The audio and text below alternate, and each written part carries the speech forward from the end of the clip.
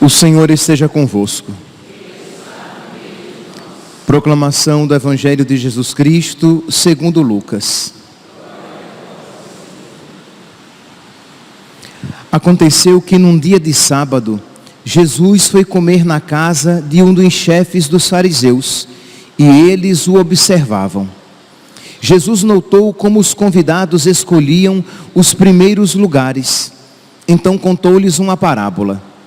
Quando tu fores convidado para uma festa de casamento, não ocupes o primeiro lugar. Pode ser que tenha sido convidado alguém mais importante do que tu, e o dono da casa que convidou os dois venha te dizer: dá o lugar a ele. Então tu ficarás envergonhado e irás ocupar o último lugar. Mas quando tu fores convidado, vai sentar-te no último lugar. Assim, quando chegar quem te convidou, te dirá: amigo, vem mais para cima. E isso vai ser uma honra para ti diante de todos os convidados. Porque quem se eleva será humilhado, e quem se humilha será elevado. Palavra da salvação.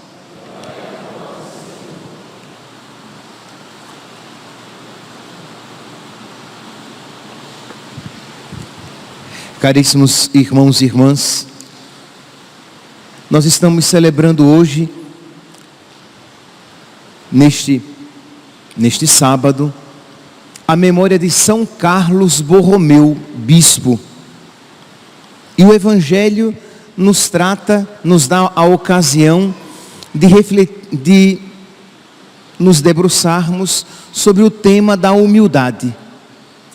O quanto a virtude da humildade é cara a Deus, porque a humildade nos torna semelhantes a nosso Senhor, que se fez pequeno, que se desprezou a si mesmo para fazer a vontade de Deus.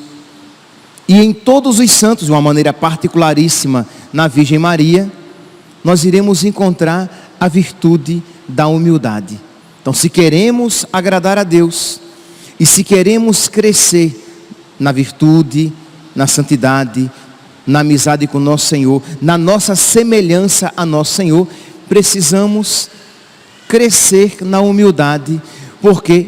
Porque o orgulho é o pecado que nos torna mais semelhantes ao diabo. Então, pedir a Deus a graça de nos configurarmos a Cristo que se faz pequeno. Pois bem, é tendo isso em mente que nós iremos lançar um olhar sobre a vida de São Carlos Borromeu. São Carlos Borromeu nasceu no dia 2 de outubro de 1538, século XVI. Estamos aqui naquele período da Reforma Protestante, em que Lutero, orgulhoso, resolve se rebelar contra a igreja. Viu erros na igreja, mas não soube, como filho da igreja, tentar corrigir aqueles mesmos erros nele. Não, os condenou nos de fora e da igreja se separou. Apenas um parênteses: um dia perguntaram a Santa Teresa de Calcutá o que ela mudaria na igreja, e ela olhou para o repórter e disse a si mesma: isto é, a reforma precisa começar em nós. Se nós não mudarmos o nosso coração resistente à graça de Deus, o nosso coração preguiçoso em colaborar com a graça de Deus, o nosso coração rebelde e que se revolta quando a própria vontade é contrariada, isto é, toda reforma tem que acontecer primeiramente em nós.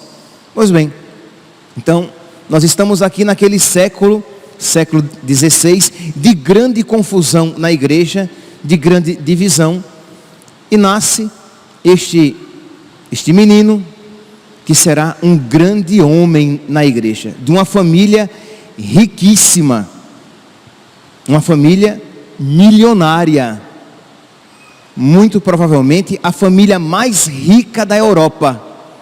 Seu pai, Gilberto Borromeu, e sua mãe, Margarida de Médicis, irmã do Papa reinante Pio IV.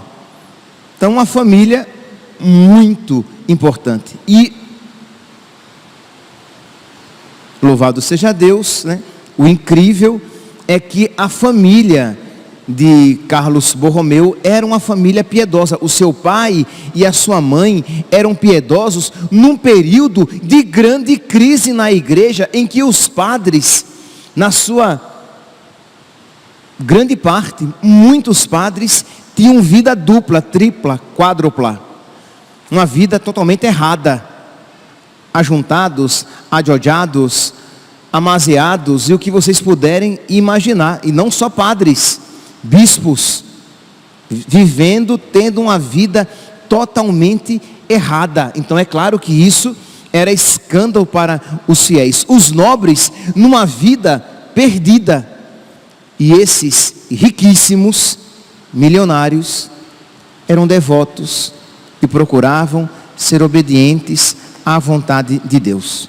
Então é um milagre da graça ali presente.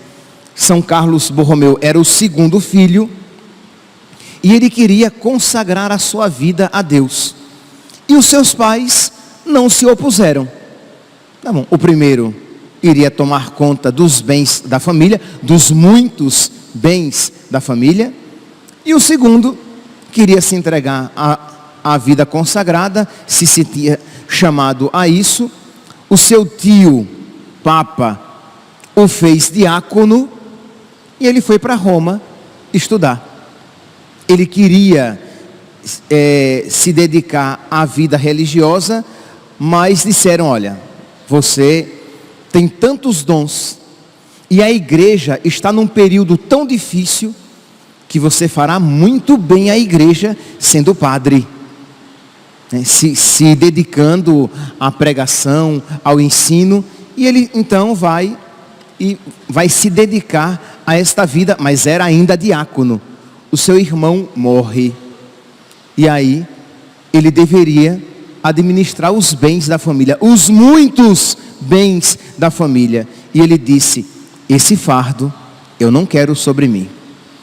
Percebe aqui, meus irmãos, quando uma pessoa ela é iluminada pela sabedoria do Evangelho, quando uma pessoa é iluminada pelo Espírito Santo, ela vê, ela sabe escolher a melhor parte. Muitos, não poucos, muitos cristãos católicos veriam nisso, um sinal da providência divina. Eu vou agora herdar todos os bens da minha família, eu vou administrar todos os bens da minha família. Mas ele viu que aquilo não seria bom para ele, que não era um mal em si. Não é que seja um mal intrínseco em si possuir bens, mas é um caminho de tentação contínua, porque, como diz a palavra de Deus, por causa do amor ao dinheiro, muitos se perderam, e o dinheiro sempre tende a nos levar a cometer a maior injustiça. Por isso que todo dinheiro, de alguma maneira, é injusto, neste sentido, porque ele nos tenta cometer a maior injustiça, dar a ele aquilo que é de Deus, isto é, dar a nossa atenção, a nossa alegria, o nosso tempo a ele, aquilo que nós deveríamos dar primeiramente a Deus. Pois bem, então São Carlos Borromeu disse: não, isso não é vontade de Deus para mim, eu não quero esse fardo, eu vou me desfazer de todo esse dinheiro. E não pensou duas vezes, mandou construir orfanatos, asilos, hospitais, casas religiosas, seminários, Se nós estivéssemos no tempo dele, ele nos ajudaria a terminar o nosso centro de catequese. Fez tudo isso e ficou livre e foi ordenado padre. E aí, meus santos, é o primeiro, digamos, um dos casos, talvez o único caso de nepotismo que deu certo na história. O seu tio era papa, o seu tio então o fez cardeal e fez bispo de Milão. Então ele, com menos de 30 anos, foi ordenado padre, bispo, feito cardeal da Santa Romana Igreja. Só que, não obstante o nepotismo do tio, ele era santo. Ele era um jovem, bispo, dedicado a Deus e que queria buscar fazer tudo para a maior glória de Deus. Então ele procurou, neste período, o Concílio de Trento tinha feito várias reformas na igreja, mas que tinham ficado ainda no papel, e ele disse, não, vamos colocar em prática. Então, levar os jovens para os seminários, porque como é que acontecia até então a formação dos padres? O rapaz, ele era formado pelo seu pároco. Então, se o pároco fosse um homem santo, talvez, quem sabe, aquele rapaz fosse santo. Se o pároco fosse sábio, talvez aquele rapaz fosse sábio. Mas se o seu pároco não fosse nem uma coisa nem outra, muito provavelmente o seu formando não seria nenhuma coisa nem outra. É tanto que na época de São Carlos Borromeu, existiam padres e muitos padres que sequer sabiam as fórmulas dos sacramentos. Então ele vai se dedicar, ele faz um catecismo para os párocos, para que os párocos preguem, pelo menos aos domingos, porque muitos não pregavam, porque não sabiam, não conheciam a doutrina. Então, para que eles preguem pelo menos aos domingos, para que eles conheçam as fórmulas, para que eles saibam aquilo que é essencial à fé, para que eles tenham vida de oração, para que rezem a liturgia das horas, para que deixem as suas concubinas, para que sejam fiéis ao sacerdócio. E aí, é claro, muitos padres quiseram até mesmo a sua morte. Tentaram até mesmo contra a sua vida, mas providencialmente não conseguiram tirá-la, mas tentaram matá-lo. Imagine que ele tinha, meus santos, na diocese de Milão, ele tinha mais de 3.000 padres. Para que você tenha uma ideia, a arquidiocese de Cuiabá não tem nem 5% disso. Isto é, a arquidiocese de Cuiabá não tem nem 150. Ele tinha mais de 3.000 padres. É de abrir o olho. Então ele tinha mais de 3.000 problemas, entendeu? Porque não era brincadeira. Porque nós estamos aqui vendo que o clero vivia uma vida desregrada. Então ele tinha 3.000 padres, muitos desses sem querer a santidade, sem querer viver na fidelidade ao Evangelho, sem querer ser padre segundo o coração de Cristo. Então ele, que antes queria ser monge, mas que por obediência a Deus, por perceber que a vontade de Deus não era essa, ele abraça uma vida tão mais difícil. Meus irmãos, uma das características de um coração humilde é de aceitar ser contrariado. Uma pessoa que não aceita ser contrariada, ela é tão cheia de si, ele é tão orgulhoso, que ele eleva a sua vontade ao grau da vontade de Deus.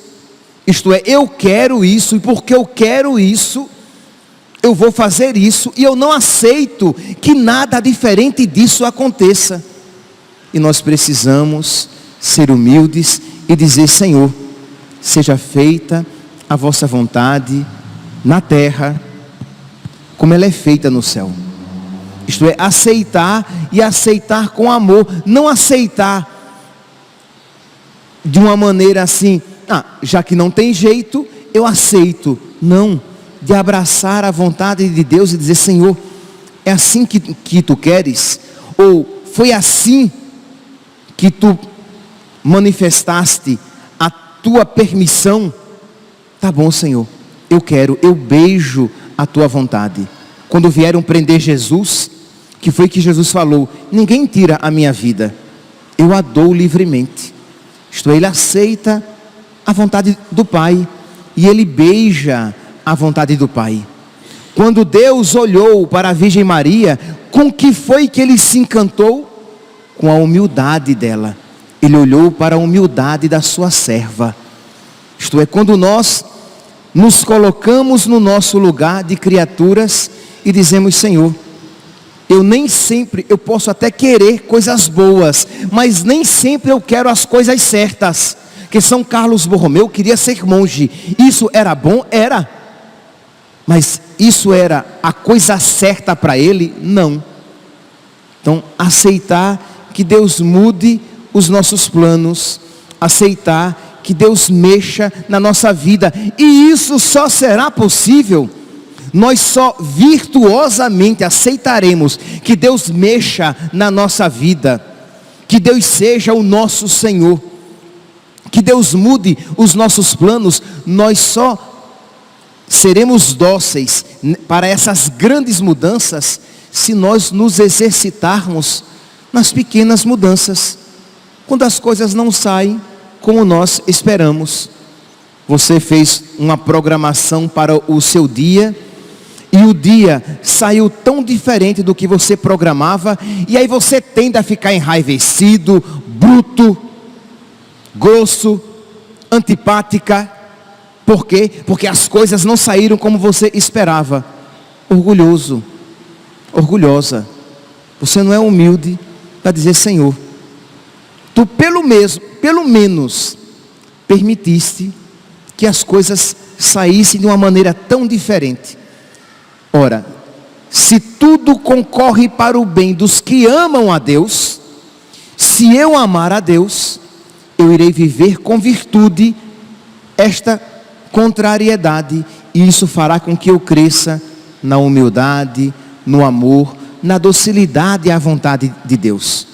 Mas se eu não amo a Deus, se o meu coração é um coração semelhante ao coração de Satanás, eu vou me enraivecer, eu vou me revoltar, eu vou dar patadas à torto e à direito, porque eu vou ficar com raiva, porque eu fui contrariado, porque as coisas não saíram como eu queria, e eu vou perder a oportunidade de me assemelhar mais a nosso Senhor. Jesus, manso e humilde de coração, fazei o meu coração semelhante ao vosso.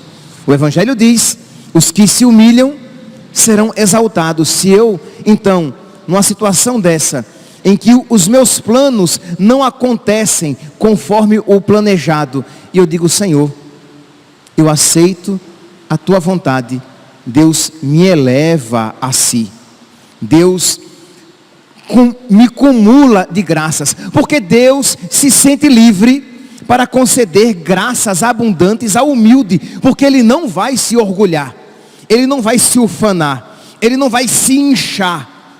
Mas o orgulhoso, se ele já é orgulhoso com aquele tiquinho que tem, se Deus lhe conceder mais graças, ele vai estourar.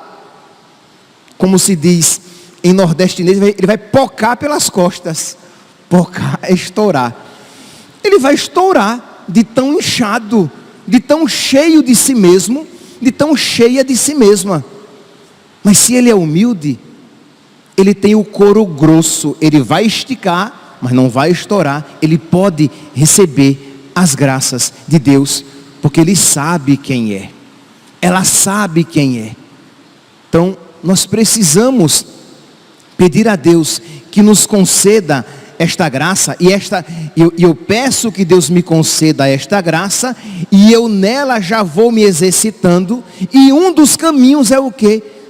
Agindo com virtude quando a minha vontade for contrariada. Um outro caminho de exercício de humildade é o quê? Procurando as realidades mais humildes. Então, por exemplo, sei lá, você vai servir na igreja, você sirva de uma maneira escondida, sirva de uma maneira humilde, de modo que ninguém nem perceba que você serve. Mas aquele que dá a recompensa e que vê o escondido, te recompensará. Quando você aceita humildemente as humilhações, e principalmente as humilhações indevidas, porque quando você é humilhado porque você fez por onde ser humilhado, é uma coisa.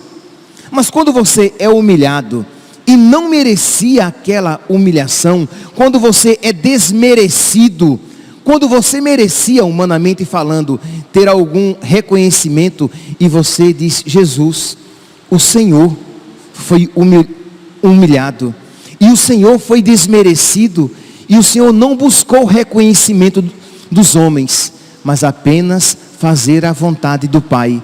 Eu quero me assemelhar a Ti.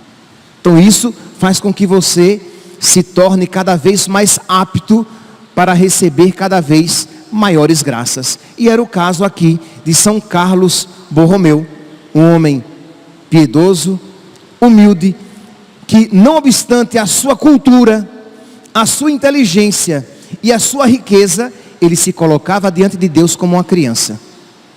Se não fordes pequenos como as crianças, não entrareis no reino dos céus.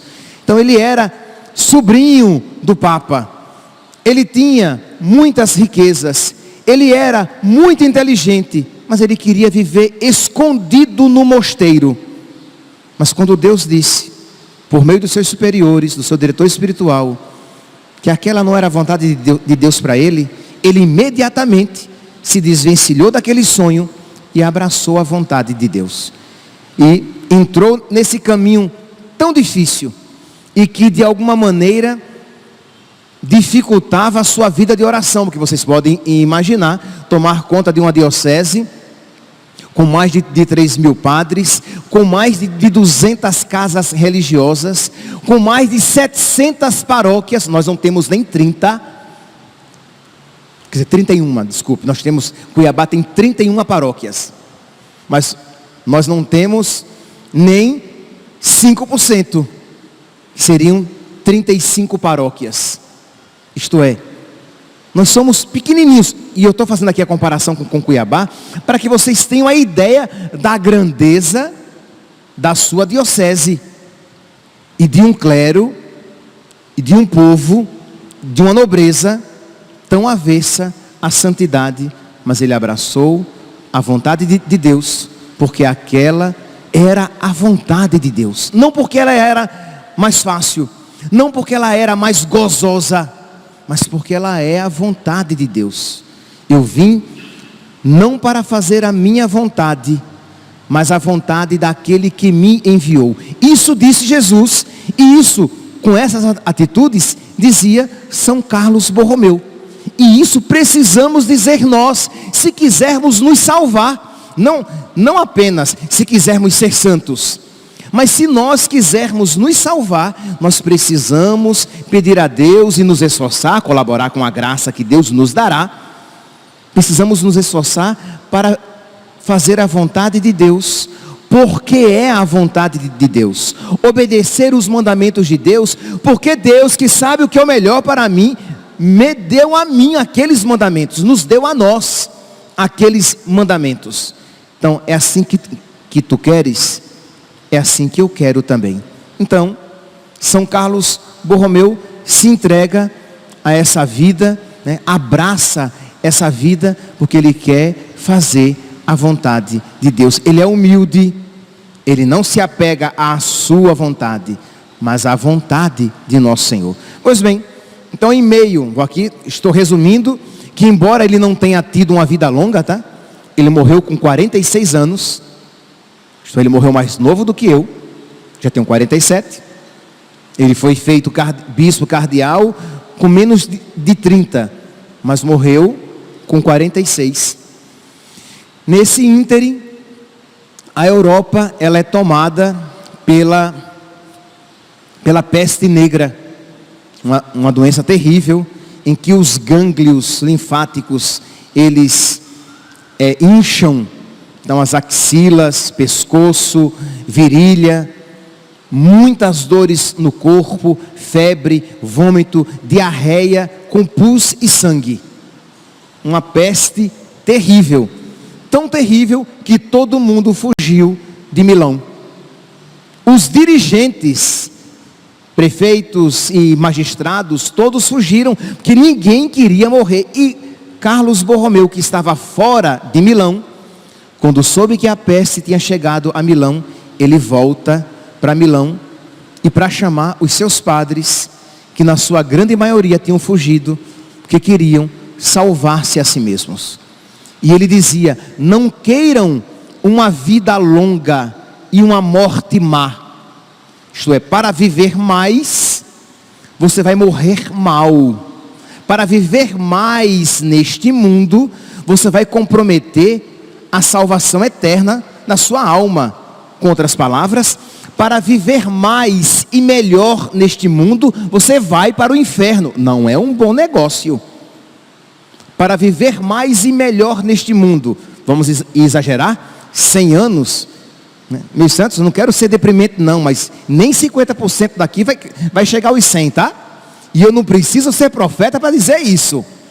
Nem 50% aqui, não se preocupe, vocês vão ficar desdentados antes disso, com a carinha enrugada antes disso, cheio de dores antes disso, mas nem metade chegará aos 100. Então de que adianta ganhar o mundo inteiro e perder a sua alma? E ele pede que os padres voltem. Alguns voltam, a grande maioria fechou as suas igrejas para salvar a própria pele.